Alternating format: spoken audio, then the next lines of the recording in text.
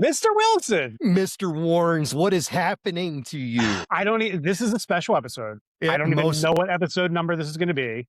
Not a clue. This is after the desert. We are home. You're back in. Yes. I'm in Panama. Yep. Central, yes, Panama. I am back in South Central Pennsylvania. This is not a famous actor with me, even though they may look like one. But I do think, quite possibly, you recognize this gentleman. Harry Potter. No, that's exactly who it's not. It is not. Brennan DeWitt, my friend. It has been way too many years. What has gone on with you? Nothing much. I mean, just in college now and still just playing golf all the time. Wow. Well, I tell you what, that Joe, this is no better time than, since this is a special episode, we need to just go ahead and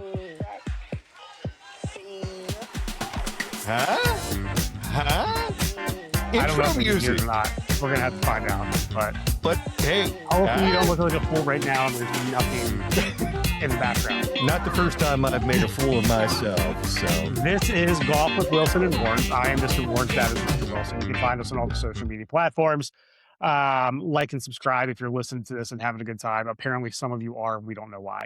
And we appreciate every one of you. Yes, too, we do. By the way. We are back. As we said, from the desert. We have entirely too much data to go through. I mean, the amount of footage we have is just stupid. We'll talk about that more on our recap episode, which will be one episode and then a series kind of breaking down the trip itself, where we want to go into some more details. But we had this opportunity pop up. This young man sitting next to me is a former player of ours, unfortunately. And yeah, he is in the neighborhood. He's getting ready to go back to college. And he told me he was playing golf, which I didn't know that he was playing golf and attempting to play golf in college. I wish I would have known that, because what's out on your head over there? Oh, you got your TPC hat.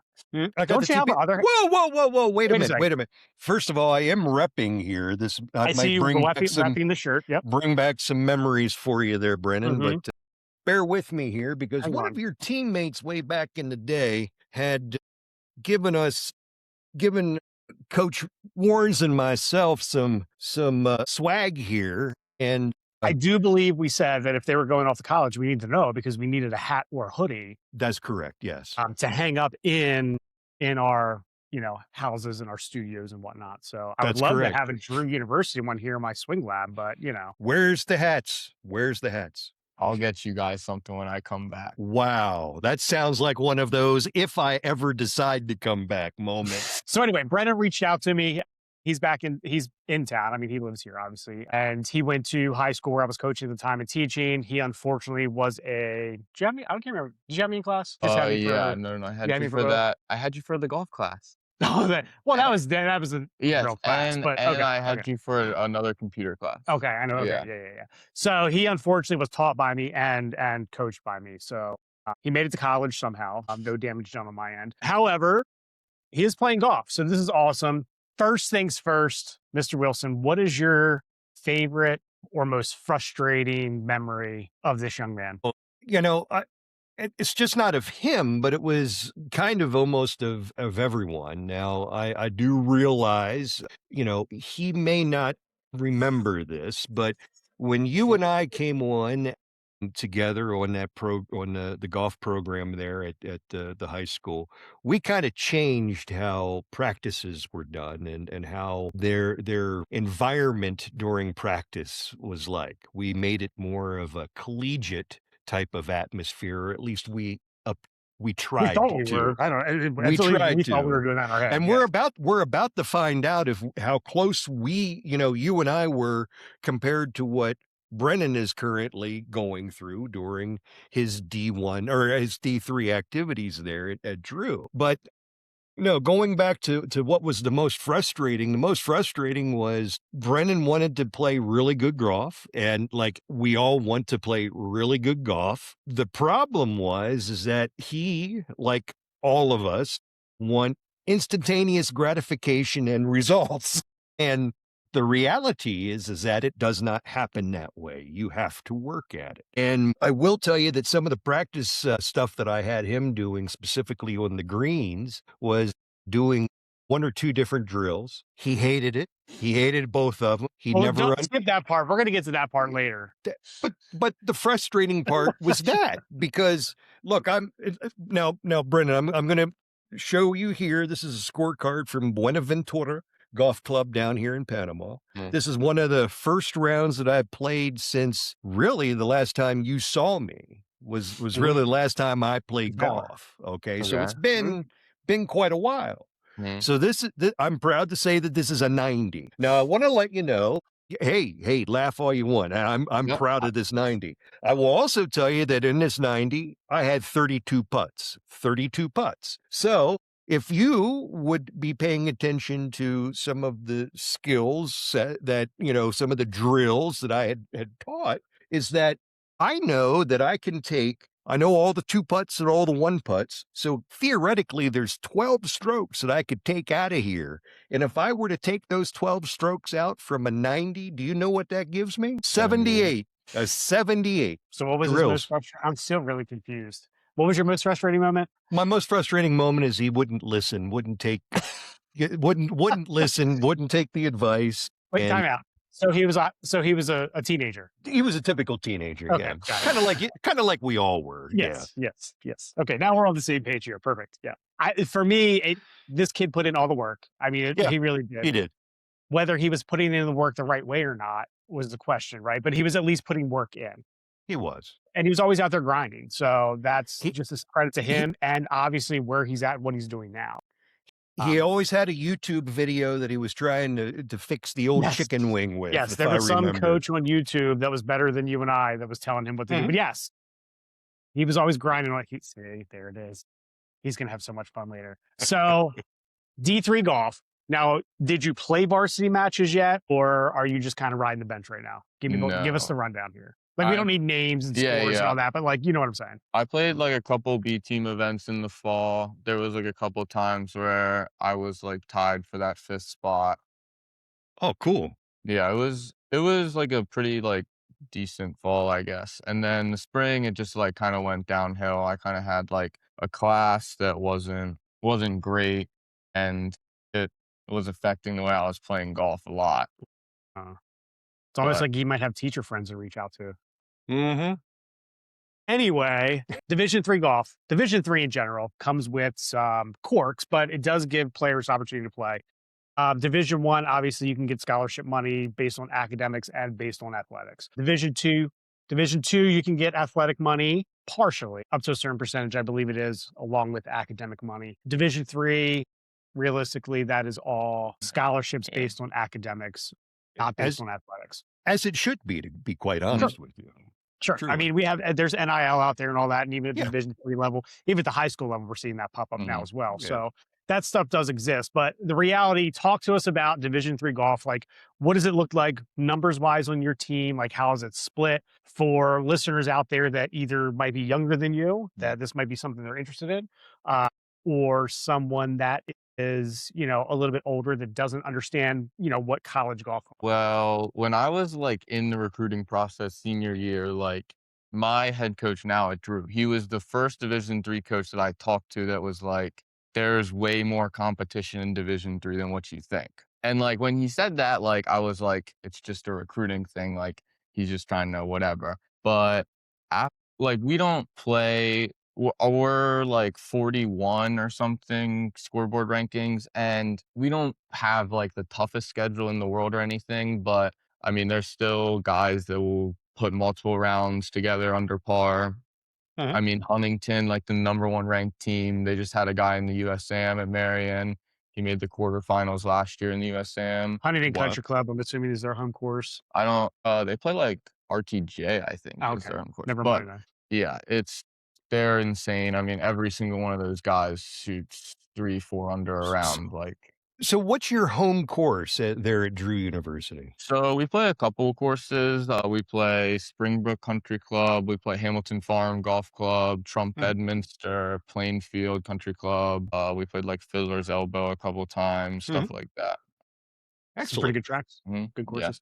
So what's a typical leaderboard look like? So you go out, well, let's just talk on your team. Yeah. Let's talk about where you're at. How many players are on the team and what's like what's your average scores look like So we had like kind of across the board? 12 guys on the team. Now that's on the team. Let me ask you, how many have come out to participate, or is this, one of those sports that if you come out, you're on the team, type of Yeah. thing? Well, like I don't think like you could just like try out like when you get there. I'm pretty sure like it's like a recruitment Oh, process, I'm sure but it is. Yeah. yeah. But like I mean when you're on the team like like every day we practice, we qualify like 9-hole qualifiers, 18-hole qualifiers, and like if you qualify, you play, and if you don't, you don't play. And I mean, yeah.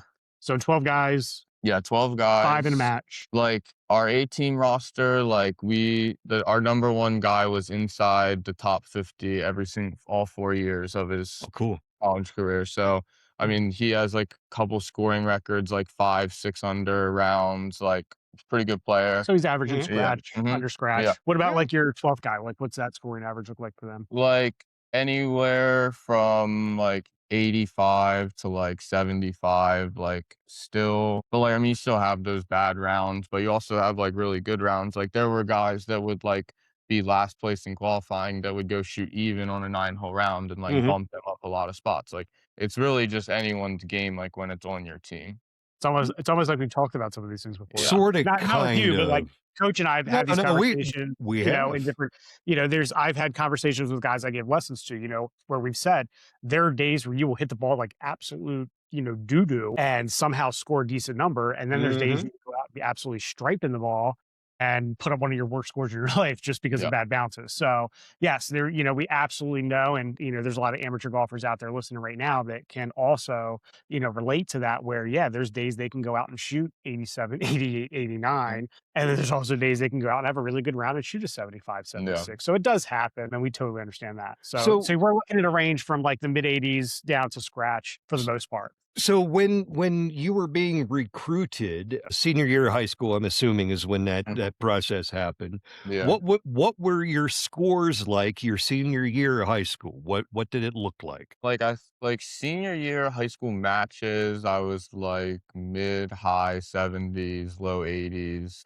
Like I didn't go to states or anything Okay. senior year. I like went to first round of districts and fired like an 86 or something. Like Look, it yeah, wasn't great. So what you so what did coach say set you apart? Like why did he reach out? Where did he find you from? Do you know? Well, I used this like website called NCSA. It was Mhm. like a Mhm. big, Yep. big, big help to get recruited. And like wasn't really seeing like success in like letting coaches like reach out to me on there. So like at a certain point I just went through, you can like see everyone that Mhm. has roster openings, and I basically just sent every single coach an email like with a list of my recent tournament scores, like just a like quick bio about me, and Yeah. then they would respond, set up a phone call, and yeah.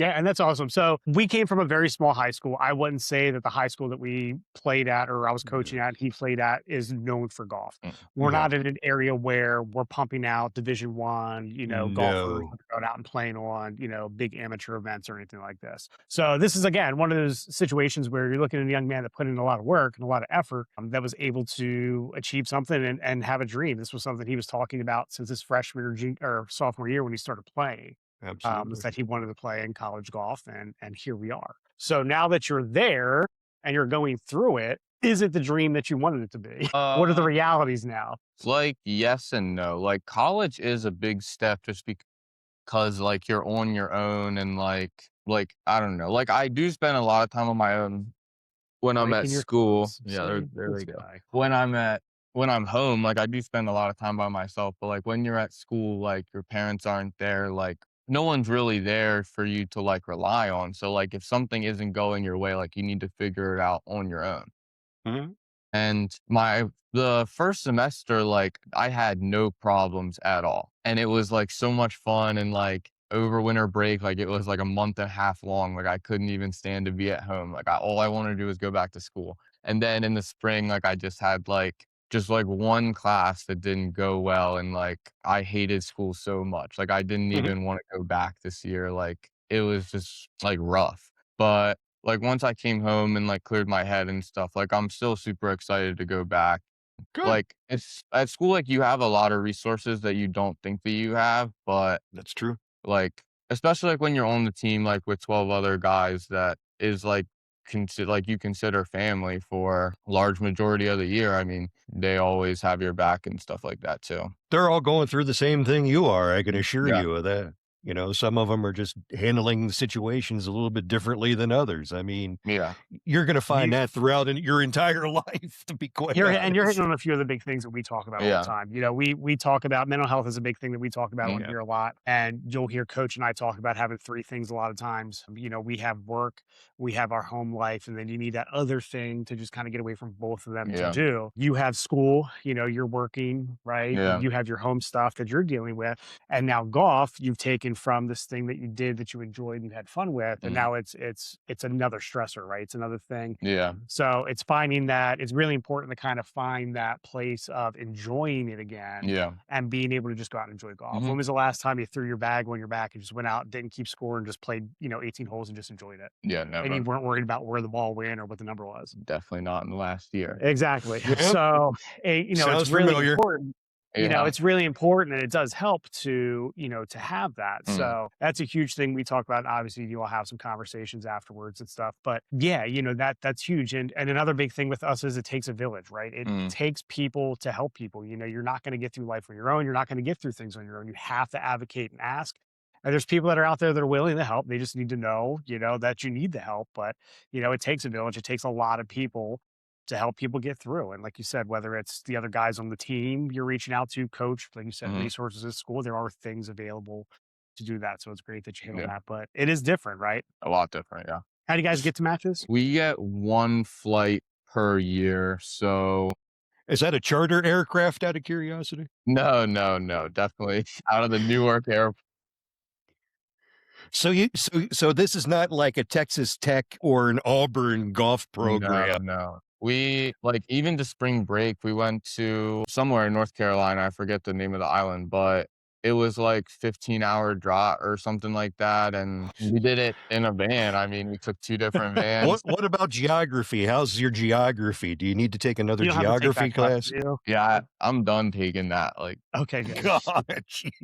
Hi, Went to yeah, an yeah. island. I don't know what island it was. It was somewhere. I'm not sure yeah. where. But, yeah, I mean, other than that, like, our matches, like, we in past couple of years, our furthest match has been Georgia. We play, like, a Savannah Invitational, so we take Oh, a cool. flight there. We play other tournaments like North Carolina or, like, Maine and stuff, like, we just drive there. Mhm. Okay. So, Or you could take your stick here, but no, I'm joking. I'm joking. I'm so sorry. Anyway, so Coach Wilson and I, this has been just gosh, we're almost getting on a year now. You know that, right? Yeah, it's Ish. hard to believe It's actually. getting close. It's hard to believe.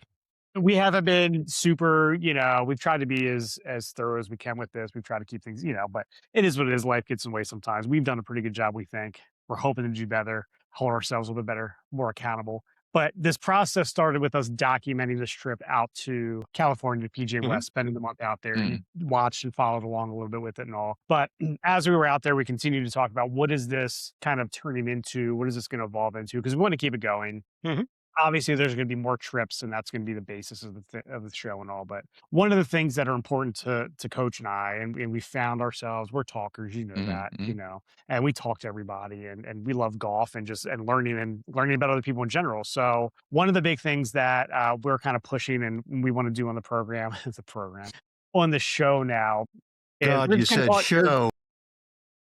we're going to call it your golf story. So everyone's got a golf story, right? yeah, Like everyone you talk to that is around, even that aren't golfers, right? yeah. They have a golf story. So, specifically, how you got brought into the game, why did you fall in love with the game? Why golf in the first place? All that kind of things. So for you, what is your golf story? Okay, so started golfing like I think like the summer going into 8th grade. Like, I mean, I remember seeing you like on the range and stuff at Briarwood, like with practice when I was in 8th grade, and you were like, yeah, like come out next year and stuff. Like, Recruiting is important. yeah.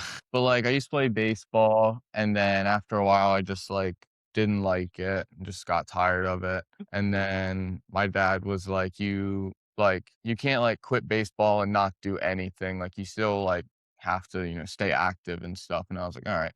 And Coy, my friend Coy, he started golfing. So I was like, all right, like I'll go golfing with you. And then we just started going all the time. And then, yeah, I mean, I was like, might as well play in high school if I have to play a sport or do something outside of school. So, and after that, I mean, I just hit two supers every day and don't putt or chip and then would go to practice. So what was that, everybody has that one thing where they go, this is what I want to play. This Mm, is a sport that I want to do. yeah. When did that moment hit you? What was it, a particular shot? Was it a particular, I was able to get the ball over the pond? Was it I was able to one putt, or I had my first par? What was that one thing that got you hooked? Yeah, I mean, I probably didn't go on the course for like a couple months before I started playing, but like I really like coming from baseball. I mean, I would just go to the range and try to hit the ball as far as I could. Like that was my favorite thing to do. Like we would go No, to the yeah, range and just yeah, we Shocker. we we yeah, couldn't tell that at We all. didn't know Not that at all. yes, not at that's all I all. wanted to do. Couldn't And tell. then, I mean, after a while of that, like I just liked just playing and just like hitting good shots and like working on my swing. Like I just, Self-improvement. yeah, Best shot Good. you ever hit. best shot I ever hit. If there was gonna be a replay that you could show that was That your that best shot, that one shot that, they're gonna use on Golf Channel every day. or the one shot where you were just like, "That was exactly what I wanted." Yep, Wait, I can't think of any. Can I say one that isn't good? Yeah, sure. Okay. absolutely. On 3 at Briarwood one time, this group let Short par 3, yep, Short par 3, over yes. water, yeah, let quit. not a hard hole. No, it's No, not hard. It's like 170 from the blues, and this group, like, let Koi and I play through, and there was, like, 4 carts there. that was a Always, mistake to begin every with. Yeah, time. and so it was, like, 171, I think, to the pin. I had 8 iron and thinned it so Not bad. enough club. No, Thinned it not no, even close. He had that was teenager perfect muscles on club. that time. That it Jeez. thinned it so bad, and it landed, like, in the middle of the creek and skipped up off something and, like, hit that bank in front of the green and rolled to, like, a tap in, and, like, I couldn't even, like, talk after. I was, like, so But what was the number on the scorecard?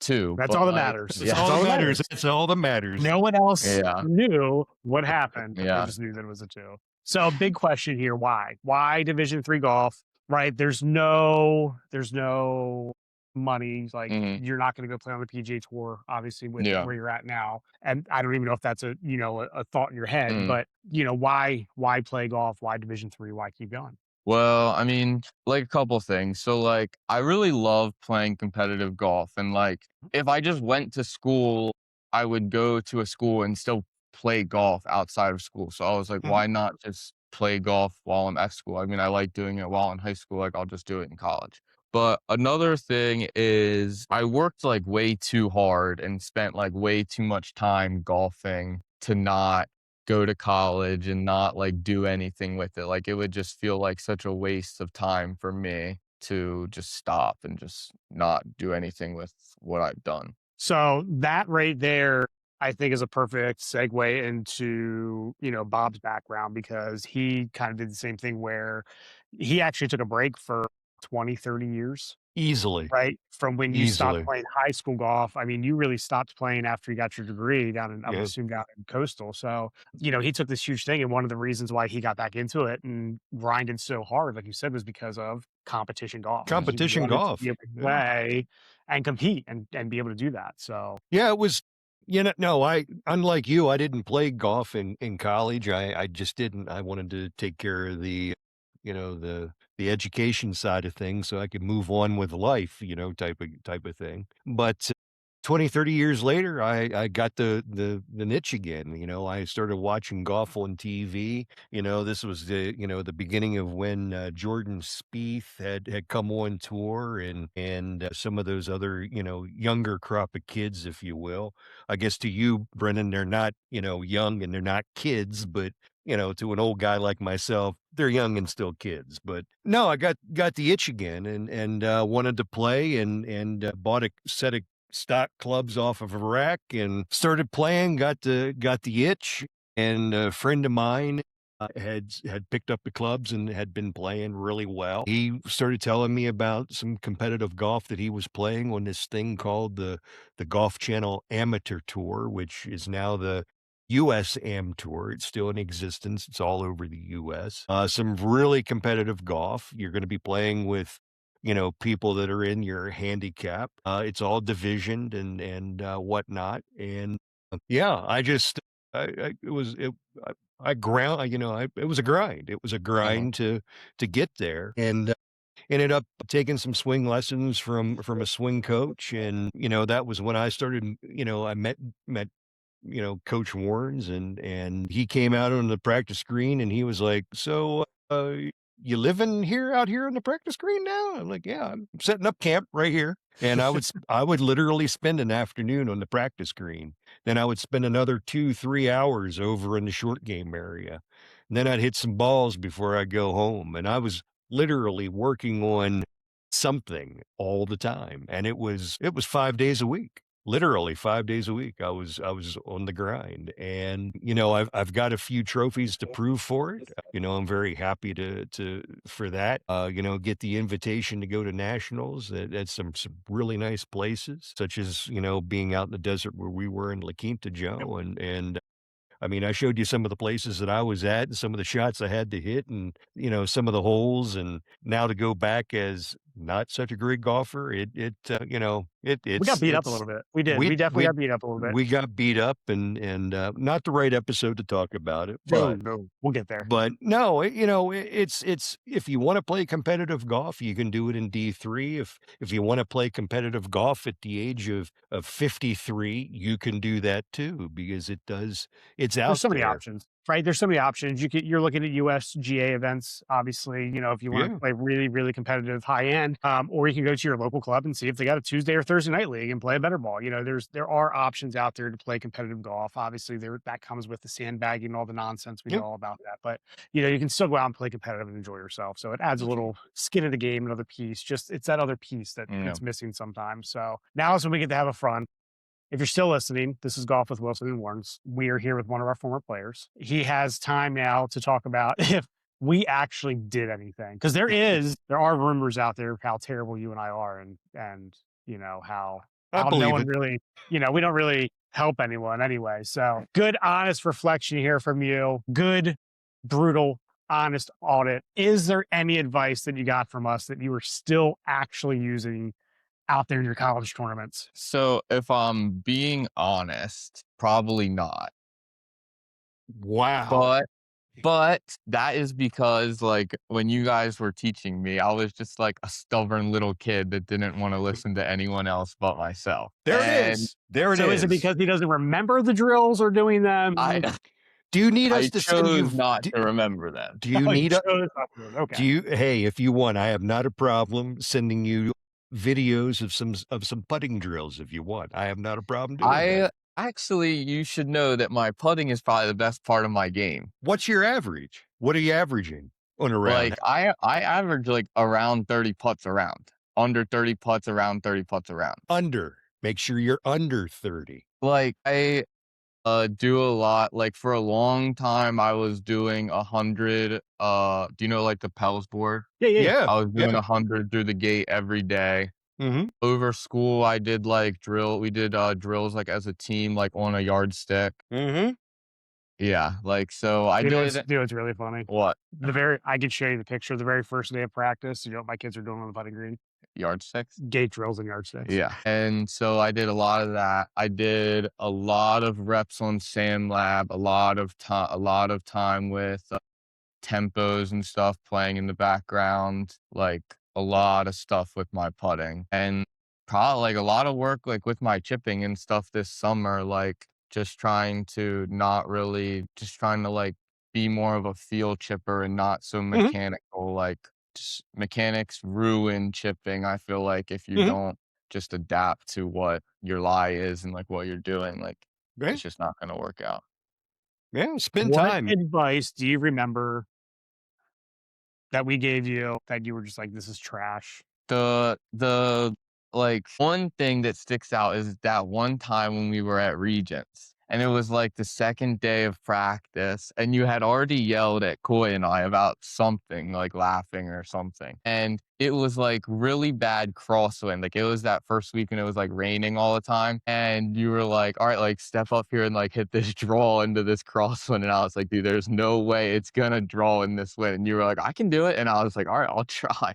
And hit like a 40-yard cut, and like I was like, "I don't know what you want me to do." And like the whole team sat there and watched me do it. And then Coy like stood up. He was like, he like, "You can't do that." And then you made him do the same thing and he couldn't do it. And then you did it and we were like mad and yeah. So is there anything that you remember from back in those days that where coach and I had provided advice, guidance, whatever it may be, that you had taken to your to Drew University, assuming you did, and that your coaches looked at you and said, "What are you doing?" I don't think so. I mean, they definitely did look at me a lot of times and say, "What are you There it doing?" is. But that's just stuff that I was doing on my own. And yeah, but no advice that they were like, "That's wrong." All right. So one of the big topics we talk about all the time is that coach now is old. He is in his 50s. I am almost in my 40s. You are nowhere near that anymore. Nope.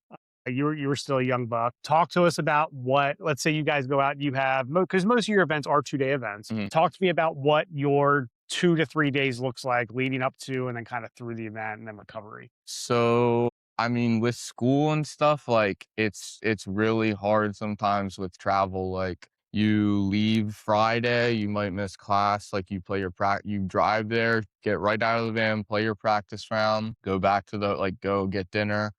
I mean, you don't have like a crazy big budget for dinner, like 15-20 bucks a person. Like it's Chili's a lot, it's Chipotle a lot, it's stuff like that. Go back to the hotel. I mean, you're probably like sharing a bed with another guy or something like that. Wake up next day early, go to the course, a lot of putting, a lot of putting, a little range, and then play. If it's 36 whole day, then you probably get like lunch or something in between and then go back, play around, leave. And then, I mean, right after your second day, you leave right away, go right back to school. I mean, you're probably getting there like Sunday night, like 12 o'clock at night, 1 a.m. Monday morning, and then you wake up on Monday for class. Or you wake up on Monday for lift. There was a ton of times where guys would get back at 11 o'clock at night and be pissed because they had to wake up at 6 a.m. for lift, which is very fair. So it's not glamorous by any No, means. no, but it is all worth it, and, like, I probably wouldn't trade the year that I had for, like, a year at home or something. It was a lot of fun. So now that you've had some experience, at least a season under your belt,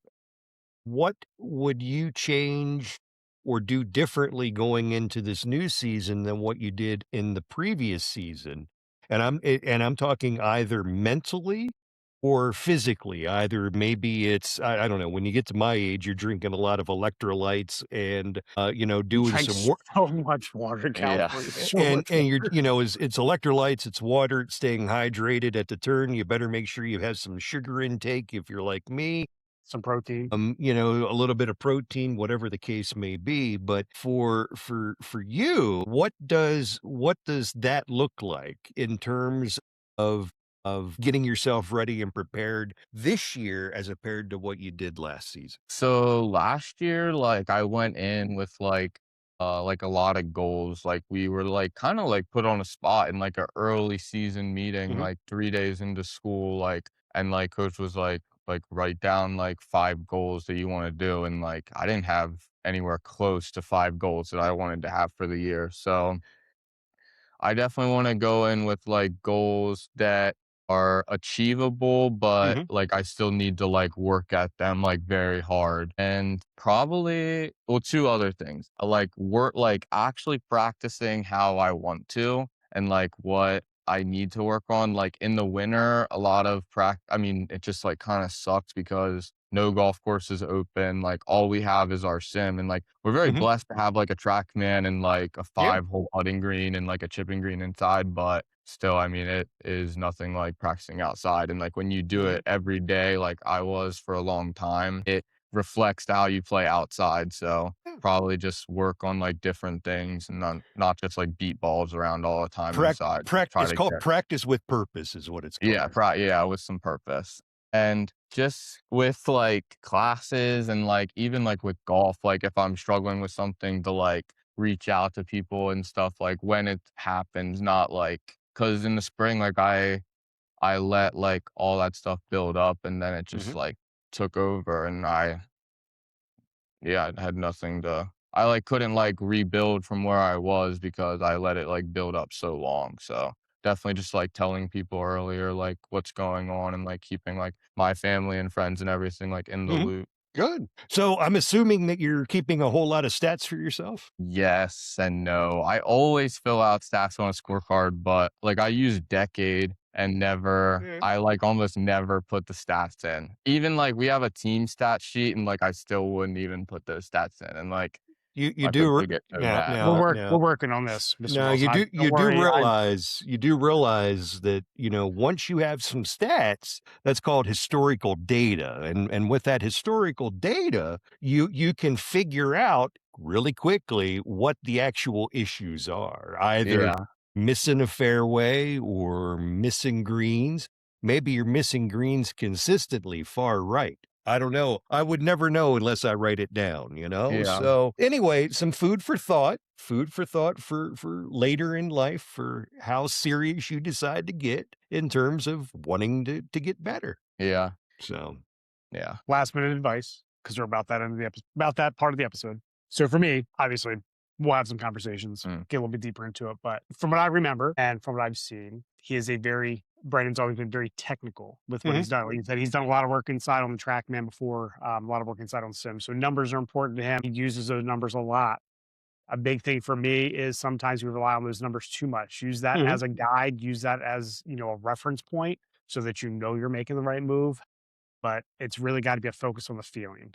mhm, And you talked about a little bit with the chipping and mhm, things. That feeling and being able to recreate that feeling is going to help you more in the long run and being able to diagnose and tweak some things than just those raw numbers are going to be. So that's definitely my piece of advice is to move a little bit away from kind of the technical side and just let it feel a little bit more. yeah. Yeah, if since now that you've been on the program, show, whatever it is that we're calling, I can't even believe I just said that. But anyway, now Did you that know that Vegas influencer apparently? now that you have officially been on the show here, Brennan, what you need to do is actually go back, watch some of our videos, specifically some of the videos of us when we were in the desert, not playing some really good golf. But I will tell you on some of those videos, you'll hear both Coach and I talking about, okay, we've got X number amount of yards. I've got 87 yards into the pin. This is going to be a 56. It's going to be about a half swing. You're going to hear us talk it out loud. And those are things that even though it's maybe technical in some aspects because you need to know yardage and each one of the clubs and where, what your yardages are, but it becomes second nature. You're just going to walk up and go 90 yards. I know it's going to be a full 60 or maybe possibly a one quarter nine, a knockdown nine, So those things are going to come naturally to you. My piece of advice to you, Brennan, is don't stop being who you are. Continue being you. Continue taking and playing the game of golf how you choose to play it. If you want to take it as seriously as a pro tour, a guy on the tour, do it. That's play the game that way. If you want to be, my age or older and not give two hoots how you play, or even if it's in the fairway, do you play that game if you want, Yeah. But take the time now to educate yourself as much as you possibly can. I think you were a good kid back then, and I think you're probably a good kid now. I guess how old are you now? 19. Oh, He's yeah, still a kid. you're still Yeah. a kid, you're still a kid. Yeah, you're still a kid. So, you're still a good kid, you got good heads on your shoulders, and I think you're gonna do well in life, I really do. I mean that with all honesty. But, Thank you. yeah, it's good to see you, Brennan. I'm glad to hear that you're doing well. I am impressed that you are on the golf team, regardless if it's regardless if it's the starting 5 or Yeah. 9, whatever the case may be, hey, you're still riding the bus. It doesn't Mhm. matter if you're riding shotgun with the number 1 player or if you're in the back of the bus because you're the guy that's gonna be handing out all the towels and everything as the guys are, the first 5 are going up to the tee box. But, Yeah. just consider yourself lucky and fortunate. You're part of a team, it's I know back then, playing in high school, you probably didn't realize it, but y'all were a family then too. Yeah. And if you were to give this person a call, I'm sure that this individual could give you some good advice because as I understand, she's played some collegiate golf as well. So I'm sure you 2 are having, probably a lot of the same issues, Yeah. probably. So, but anyway, that's my little thing for you. But no, hey, it's good to see you. Hopefully you'll be back on again. And Drew University, ladies and gentlemen, I can't believe it, but good old Brennan DeWitt is on the old Drew University. There he is. He's there. He's got some headlines here too as He does. well. He So does. he's got some stuff that you could read about good old Brennan. But Brennan, I wish you luck, my friend, in Thank you. whatever it is you decide to do. Thank you. Joe, what do you say, my friend? I think it's about that time. Hey, as always, it's good to see you, Joe. I know it's been a minute since we've done one of these episodes, It but has. More on the way. there will be more content coming up. There's good stuff for W&W Golf in the future. And hey, it was a reunion in the making. I can assure you, a reunion in the making. Wearing some of the old paraphernalia here, and hey, a Drew University hat, Brennan. That's what we're expecting from you. All right. And hey, as always, keep it in the short grass.